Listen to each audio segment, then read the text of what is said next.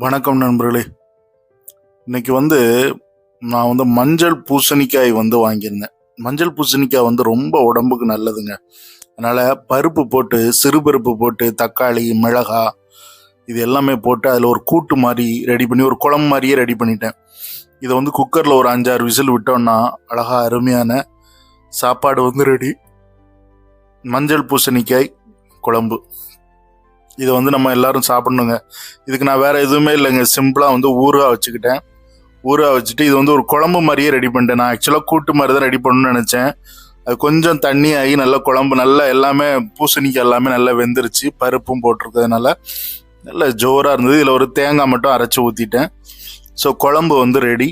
இந்த குழம்பு இப்போ இந்த சோறு சுட சுட நம்ம வச்சு அந்த மஞ்சள் பூசணிக்காய் அந்த ஊறுகாய் இதுதான் வச்சு சாப்பிட்டேன். வேற எதுவும் கிடையாது.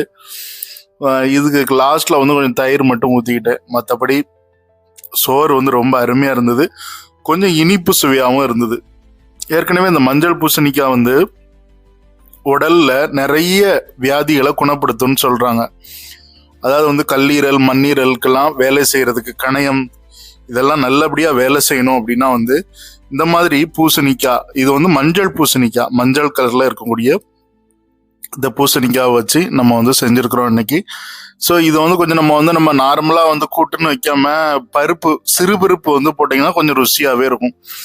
ஸோ அது கூட கொஞ்சம் தேங்காய் இதெல்லாம் போடும்போது ரொம்பவே நல்லா இருந்தது. எல்லாருமே இதை வாங்கணும். மஞ்சள் பூசணிக்காய் வாரத்தில் 1 நாள் அல்லது 2 நாள் கூட சாப்பிடலாம். இதை வேற என்னெல்லாம் பண்ணலாம் அப்படின்னா பூசணிக்காய் சாம்பார் வைக்கலாம், பூசணிக்காய் கூட்டு வைக்கலாம். பூசணிக்காயில இப்ப நிறைய பேர் ஹல்வா கூட பண்றாங்க. அதெல்லாம் நமக்கு தெரியாது. இருந்தாலும் நம்ம இந்த பூசணிக்காய் சாம்பார் தான் வச்சிருக்கிறோம். ஸோ இன்னைக்கு சுட சுட சாதம் சூடா வடிச்சு அதுக்கு மேல இந்த பூசணிக்காய் சாம்பாரை விட்டு ஒரே குழம்பு தான், வேற எதுவுமே கிடையாது. ஸோ ரொம்ப ருசியா இருந்ததுங்க. இது உடம்புக்கு நல்லதுங்கிறது போக ருசியும் வேற தனியா இருந்தது இதுல.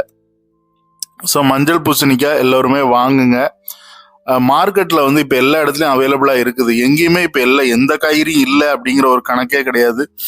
இப்போ பூசணிக்காயிலே நிறைய வெரைட்டி இருக்கு. மஞ்சள் பூசணிக்காய் இருக்கு, வெள்ளை பூசணிக்காய் இருக்கு.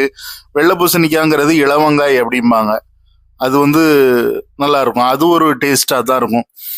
ஸோ ஆனால் இந்த மஞ்சள் பூசணிக்காய் தான் அந்த பிரமாதம். சாப்பிட்றதுக்கு ரொம்ப இனிப்பாகவும் இருந்தது. கொஞ்சம் தேங்காயும் சேர்த்துருந்ததுனால ரொம்ப ருசியா இருந்தது. இது சாப்பிட்டு முடிக்கும் போது எனக்கு ஒரு அருமையான ஒரு இன்பமான ஒரு அனுபவமா இருந்தது. சரி நண்பர்களை, வீடியோ பிடிச்சிருந்தா லைக் பண்ணுங்க, ஷேர் பண்ணுங்க, கமெண்ட் பண்ணுங்க.